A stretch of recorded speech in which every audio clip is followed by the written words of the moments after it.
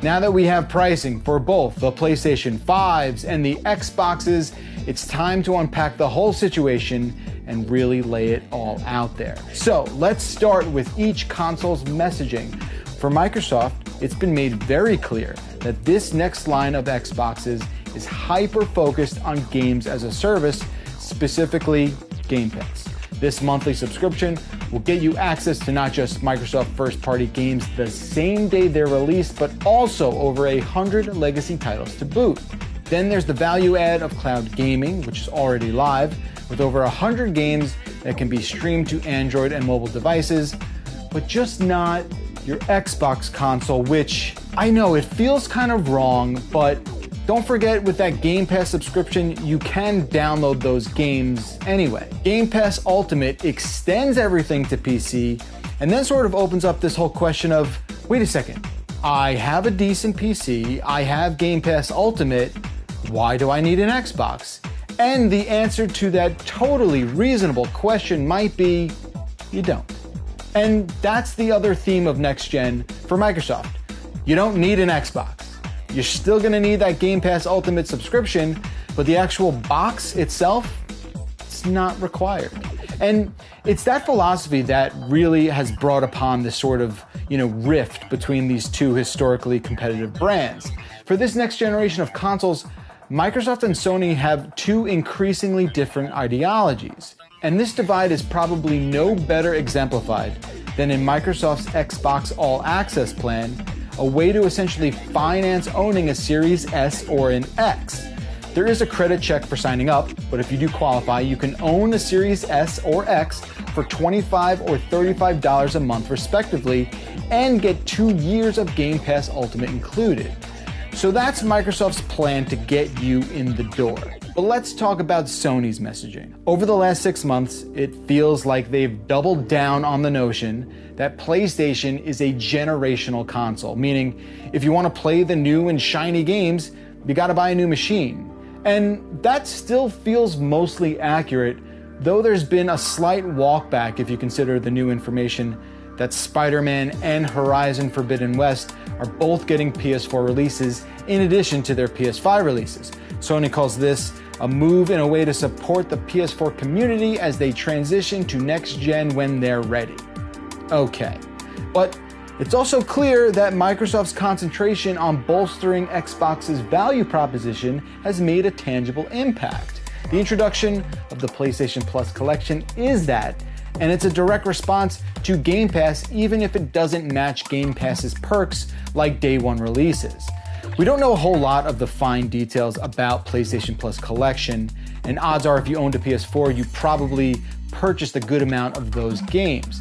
But if for some reason you skipped over this generation, there is an impressive list of PS4 exclusives and others really to hold you over on PS5 until the real heavy hitters start to arrive. So where does this leave us?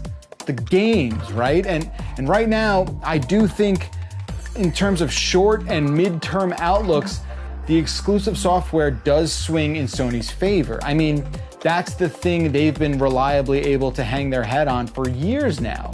And there's only gonna be one place to play certain games like, the next God of War or whatever Naughty Dog does next. And that's by owning a PS5. With Xbox exclusives, the path to being able to play those games is a lot wider now, right? Like, you can do that with a PC and you can do it with Game Pass. Microsoft has done an impressive job of acquiring serious development talent over the years, but the argument for an Xbox as a home for must-play exclusive software just isn't fully realized yet. For overall value, though, that's a different story. When it comes to value, at $299, it is really tough to argue against Xbox Series S being the best deal to be had out of the gate.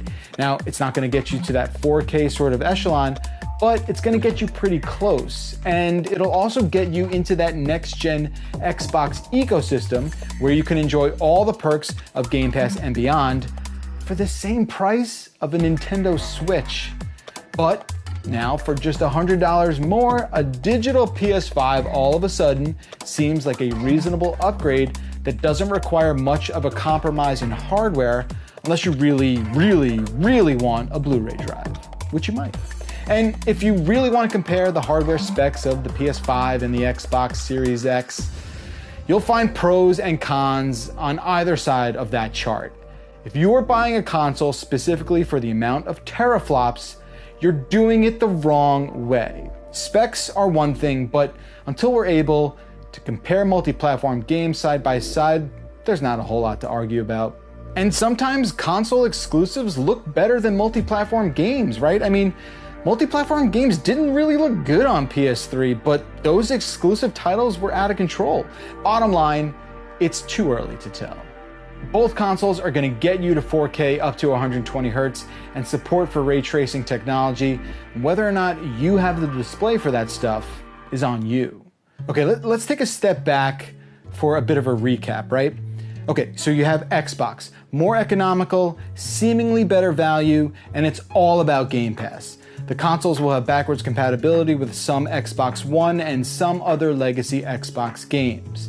PlayStation 5, slightly more of an initial investment, but more traditional and arguably stronger console exclusives, and what appears to be a solid chunk of PS4 backwards compatibility. But there may be other reasons you pick one console over the other, right?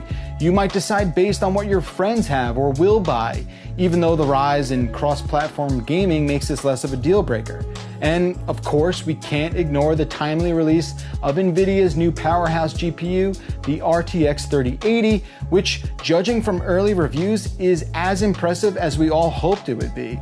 Yes, it's a more expensive investment, but with a decent PC, you've unlocked all of the Xbox exclusives that are going to come out. And with something like a 3080 in your machine, you're going to see performance that these consoles will just not be able to reach.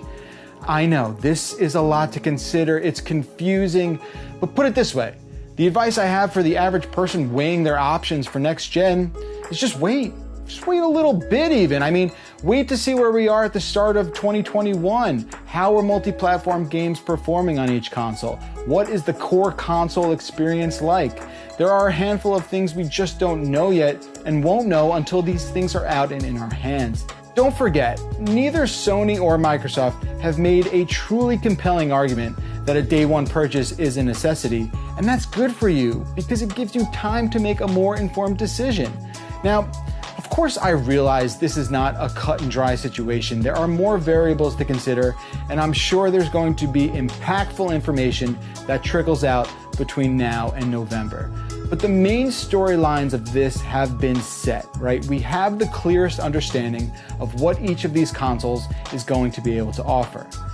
Okay, I hope I've been able to lay out a good amount of that top line detail so you can make a better educated decision about next-gen gaming. Let me know if you've decided how you're going to approach these new consoles. Look, if I didn't have to test all of these consoles out for my job, I would be waiting it out. That is a promise.